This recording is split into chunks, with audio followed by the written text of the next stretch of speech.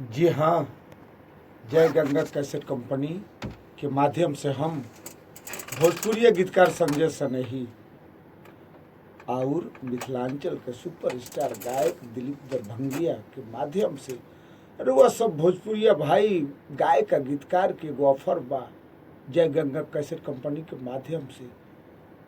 लेकिन याद रहे अतने कि 16 अप्रैल से 26 अप्रैल तक ही बा एगो कैसेट बनवाई आ एक साल में 3 गो एल्बम जय गंगा कंपनी अपना तरफ से बनवाई।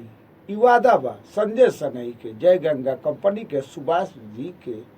तो जी हाँ, साथ निभाई काहे की रौरा जय गंगा हई और संजय सनेही हवन, दिलीप दरभंगिया हई। तो साथ निभाई जय गंगा के आ साथ रही। हम संजय सनेही भोजपुरी गीतकार बहुत सुनले होके मरौर हमार कैसेट लिखल खेसारी पवन सिंह चाहे जे भी कल्पना वगैरह।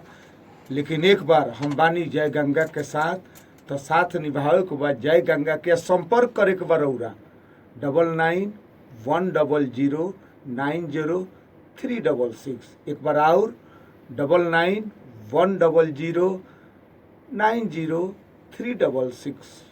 जुड़ जाते